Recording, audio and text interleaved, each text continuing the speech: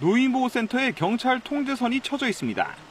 지난 26일 오후 이곳에서 혼자 일하고 있던 50대 요양보호사가 흉기에 찔린 채 쓰러져 있다는 신고가 접수됐습니다. 많이 했어요. 한 5-6대 있었고요. 3-4분이 늘어나고 갔다. 여성은 병원으로 옮겨졌지만 결국 숨졌고 경찰은 과거 직장 동료였던 60대 남성 A씨를 범인으로 특정해 추적에 나섰습니다. 이어 범행 하루 뒤 인근 등산로에서 A씨의 시신을 발견했습니다. 경찰 조사 결과 A씨는 지난 3월부터 최근까지 3차례에 걸쳐 피해자를 스토킹해온 것으로 드러났습니다. 지난 3월 A씨는 피해자 집을 찾아갔고 5월에는 문자를 보내다 스토킹 경고장을 발부받았습니다. 이후 피해자는 지난달 경찰에 요청해 신고용 스마트워치를 받았고 맞춤형 순찰 등 안전조치 대상자로 등록됐습니다. 지난 20일엔 A씨가 집을 또 찾아오자 피해자는 스마트워치로 신고했고 A씨는 현행범으로 체포된 뒤 100m 이내 접근과 연락 금지 명령을 받고 풀려났습니다.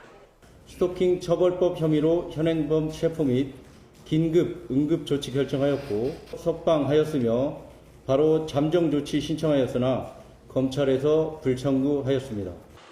그리고 마지막 스토킹 엿새 뒤 피해자는 살해됐습니다. 3차례 신고해도 결국 범행을 막지 못한 겁니다. 지급된 스마트워치는 피해자 가방에 채워져 있었지만 긴급 신고에 쓰이진 못했습니다. KBS 뉴스 박경주입니다. 대형 참사나 사건 사고 피해자에 대한 2차 가해 범죄를 근절하기 위해 경찰 상설 수사팀이 새로 출범했습니다. 경찰청은 총경급의 팀장으로 하는 19명 규모의 2차 가해 범죄 수사팀을 신설했다고 오늘 밝혔습니다.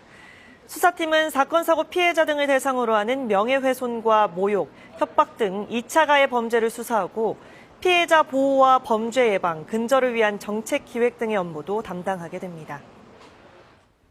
우리나라 국민의 평균 수면 시간이 줄어든 걸로 나타났습니다. 통계청이 5년마다 실시하는 조사 결과인데요. 혼자 밥을 먹는 사람, 이른바 혼밥족이 는 걸로도 조사됐습니다. 통계로 보는 우리 국민의 평균 일상, 이승훈 기자가 정리했습니다. 통계청 조사 결과 지난해 기준 10살 이상 전체 국민의 하루 평균 수면 시간은 8시간 4분입니다. 직전 조사인 2019년 조사 때보다 8분가량 줄었습니다. 전체 국민의 수면 시간이 준 건 관련 조사가 시작된 1999년 이후 처음입니다. 일하는 시간도 하루 평균 3시간 7분으로 5년 전 조사 때보다 6분가량 줄었고 학습에 쓰는 시간도 49분으로 5분가량 감소했습니다. 반면에 방송이나 인터넷 같은 미디어 이용 시간은 2시간 43분으로 5년 전보다 17분가량 늘었습니다. 잠자고 일하고 공부하는